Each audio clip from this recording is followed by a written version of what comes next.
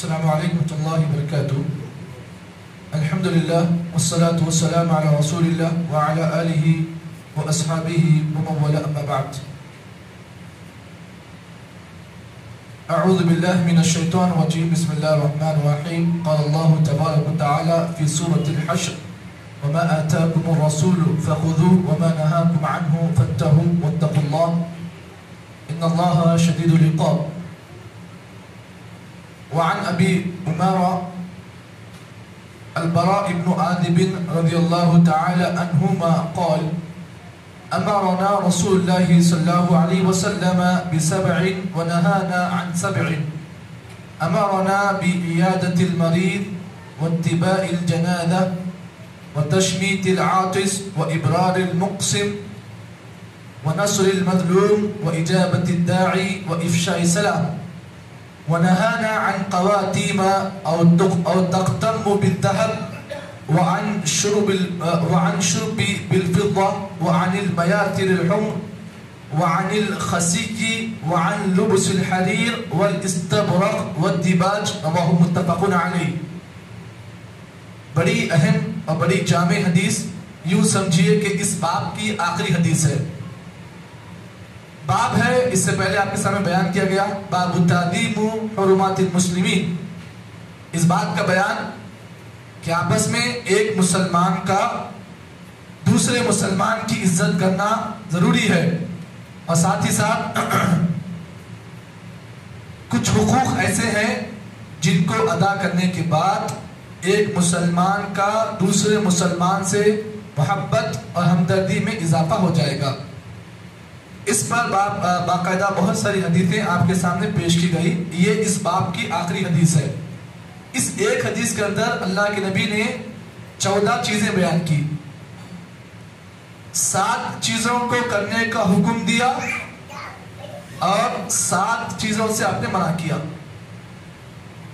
اور یہ 7 چیزیں ایسی ہیں جن کے موجودگی میں ہی ایک مسلمان دوسرے مسلمان سے محبت کر سکتا ہے. اور یہ بات بھی آپ جان لیں، یہ 7 چیزیں ایسی ہیں اگر کوئی مسلمان نبی کی ان بتائی ہوئی 7 چیزوں کو اگر اختیار کر لے تو وداؤٹ چائے پانی، وداؤٹ بریانی کھلائے آپ کی ایک مسلمان سے محبت پیدا ہو جائے گی. لوگ سمجھتے ہیں کہ کسی مسلمان سے محبت کرنے کے لیے اسے کھلائے پلائے تو محبت ہوتی. ہاں، کچھ دیر کے لیے محبت ہوتی، جیسے ہی وہ مزہ ختم ہو جاتا پھر دشمنی پیدا ہو جاتی.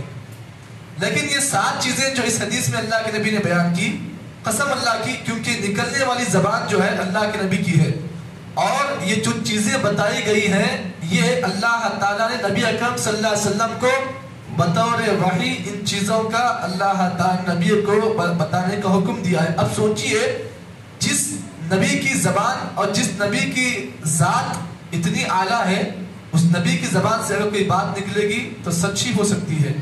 چلیے آئیے وہ 7 امور کون سے ہیں جس کو اپنانے کی وجہ سے ایک مسلمان کی دوسرے مسلمان سے محبت میں اضافہ ہوگا. راوی حدیث حضرت براء ابن عازب رضی اللہ تعالیٰ عنہ ہے، فرماتے ہیں امرنا رسول اللہ صلی اللہ علیہ وسلم، ہم کو اللہ کے نبی صلی اللہ علیہ وسلم نے 7 چیزوں کو کرنے کا حکم دیا اور 7 چیزوں سے منع کیا. پہلی چیز بعیادت المریض، مریض کی مزاج پرسی کرنے کا آپ نے حکم دیا. اب مریض کی مزاج پرسی کرنا کیا ہے؟ یہ ایک مسلمان کا دوسرے مسلمان پر حق ہے کہ اگر کوئی مسلمان آپ کا بیمار ہے اور آپ اس کی مزاج پرسی نہیں کر رہے ہیں تو اس کا مطلب یہ ہے کہ آپ نے اس کے حق کو ادا نہیں کیا. تو مسلمان کا دوسرے مسلمان پر پہلا حق یہ بنتا ہے کہ کوئی مسلمان اگر بیمار ہے تو آپ اس کی مزاج پرسی کریں. اور مزاج پرسی جب بھی آپ کریں گے تو یاد رکھیں، اللہ کے نبی صلی اللہ علیہ وسلم نے یہ بات بیان کی کہ اگر کوئی مسلمان کسی مسلمان کی مزاج پرسی کرتا ہے اور اس کے لیے دعائیہ کلمات ادا کرتا ہے، مریض کے پاس جاتا ہے، دعائیہ کلمات ادا کرتا ہے، تو اللہ کے نبی صلی اللہ علیہ وسلم نے فرمایا اس مریض کے پاس، اس کے سر کے پاس ایک فرشتہ کھڑا ہوتا ہے. کب تک؟ جب تک آپ اس کے پاس ہوتے ہیں. وہ آپ کے جو ہے غائب آنے میں دعا کرتا ہے کہ اللہ جو آدمی نے اس دعا کو اس مریض کے لیے پیش کیا، اے اللہ تو بھی جو ہے اس کو اس کا فائدہ دے۔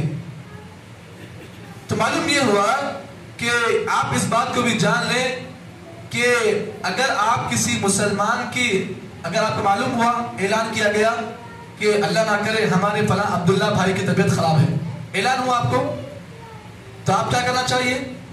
اب یہاں پر آپ اللہ کے نبی کی حدیث پر آپ عمل کریں۔ نبی اکرم صلی اللہ علیہ وسلم نے فرمایا دعوت المسلم بظہر الغیب مستجابہ۔ اللہ کے نبی نے فرمایا کوئی مسلمان کسی مسلمان کے پیٹھ پیچھے اگر دعا کرتا ہے مستجابہ، یہ دعا قبول ہوتی ہے، یہ دعا قبول ہوتی ہے۔ معلوم یہ ہوا کہ اگر آپ کو اعلان کیا گیا کہ فلاں بھائی آپ کا بیمار ہے، بستر پر ہے، دواخانے میں ہے، آپ کو اطلاع دی گئی، تو آپ کو یہ کہا گیا کہ آپ اس کے لیے دعا کریں، تو آپ اگر دعا کر رہے ہیں تو پھر آپ کی دعا اس مریض کے حق میں کیا ہوتی ہے؟ مستجابہ، قبول ہو جاتی ہے۔ کیا معلوم کہ اگر آپ نے دعا کر لی اور بیچارہ وہ اچھا ہو گیا تو پھر اس کا بہت بڑا ثواب آپ کو ملے گا۔ تو پہلی چیز اللہ کے نبی نے حکم دیا کہ کس بات کا؟ کہ مریض کی مداد پرسی کریں، یہ پہلا حق ہے۔ دوسرا حق وہ اتباع الجنازہ، جنازے کی آپ اتباع کریں۔ جنازے اگر کوئی مسلمان کا جنازہ جا رہا ہے تو آپ اس کو کاتا دیں۔ تیسرا حق جو ہے وہ تشمیت العاطس، کسی مسلمان کو اگر چھینک رہا ہے تو اس کی چھینک کا جواب دیں۔ چوتھی چیز وہ ابرار المقسم، یہاں پر چوتھی بات نہیں آئی ہے، وہ ابرار المقسم، کسی مسلمان نے قسم کھائی تو آپ اسی قسم کو پورا کریں۔ کوئی مسلمان بھائی ہے، آپ کو قسم کھا کر بولا کہ دیکھو بھائی میرا یہ فلاں مال چھین گیا ہے، قسم اللہ کی آپ میری مدد کریں، تو آپ کیا کرنا؟ آپ جب وہ آدمی آپ کے سامنے قسم کھلا کر آپ کو مدد کرنے کے لیے کہہ رہا ہے تو آپ کا کام کیا ہونا چاہیے؟ آپ اس کی کیا کریں؟ مدد کریں۔ اور پانچویں چیز وَنَصْرِ الْمَظْلُومِ، کوئی مظلوم آدمی ہے، رو رہا ہے، اس کا مال چھین گیا ہے، اس کا حق چھین لیا گیا ہے، اور آپ کے سامنے رو رو کر کہہ رہا ہے کہ مجھے میری مدد کرو، تو آپ کیا کریں؟ اس کی مدد کریں۔ یہاں پر ہمارے پاس الٹا ہے کہ کوئی آدمی مظلوم ہوتا ہے، آنکھوں سے آنسو نکالتا ہے تو لوگ ہنستے ہیں، اچھا ہوا رے اس کو ایسے چھوڑا تھا۔ یہ ایسا نہیں کرنا چاہیے۔ اور چھٹا حق وہ اجابت الداعی، کوئی آدمی جو ہے دعوت دے رہا ہے تو آپ اس دعوت قبول کریں۔ ہو سکتا ہے دعوت میں بریانی نہ ہو، دال کھانا ہو، تو آپ یہ دیکھیں دال کھانے کی دعوت دے رہا کہیں کو جو ہوئی نہیں، وہ آپ کو مسلمان بھائی ہے، اگر آپ کو دال کھانے کی دعوت دے رہا ہے تو پھر وہ آپ کے لیے بریانی کے برابر ہے، تو آپ اس کی دعوت قبول کریں۔ اور ساتواں حق وہ افشاء السلام، سلام کا پھیلائیں، سلام پھیلائیں، سلام عام کریں۔ آپ اس بات کو جان لیں اللہ کے نبی نے کیا فرمایا؟ سب سے بڑا کنجوس کون ہے بتائیے؟ آپ سب سے بڑا کنجوس کون ہے بتائیے؟ نبی نے فرمایا ابخل الناس من بخل بالسلام۔ نبی نے کہا دنیا کا سب سے بڑا بخیل کنجوس وہ ہے جو سلام کرنے میں کنجوسی کرتا ہے۔ معلوم یہ ہوا کہ سب سے بڑا کنجوس آدمی وہ ہے جو سلام نہیں کرتا ہے، سلام کرے تو بھی جواب دیتا۔ آج ہمارے پاس کئی ایسے بھی ہمارے جماعتی احباب ہیں جو خاندانی اہل حدیث ہیں، لیکن پھر بھی ان کا معاملہ یہ ہے کہ سلام نہ خود کرتے ہیں نہ کوئی سلام کرتا ہے تو اس کا جواب بھی دیتے نہیں، یوں سمجھتے ہیں کہ اگر ہم اس کے سلام کو جواب دیں گے تو ہماری عزت میں جو ہے جی کمی آئے گی۔ یہ کہاں کی معتبری، یہ کہاں کا رواب ہے؟ اللہ تعالیٰ ایسے لوگوں کو ہدایت دے۔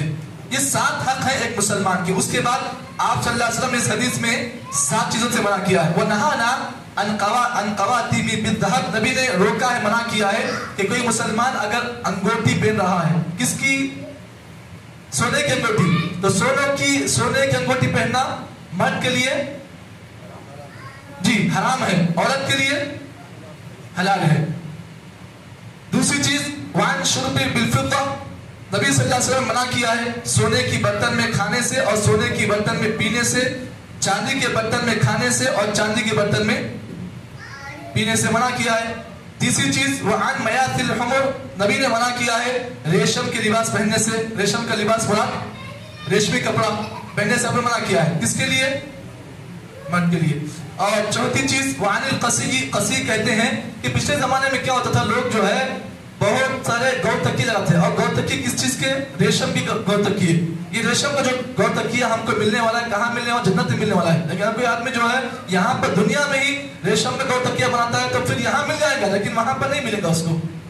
اور पांचवी चीज जिससे आपने मना किया वल इस्तबरक वल दिबाज वल लिब्स अल हरीर, इसमें आपने 3 चीजें बयान की हैं।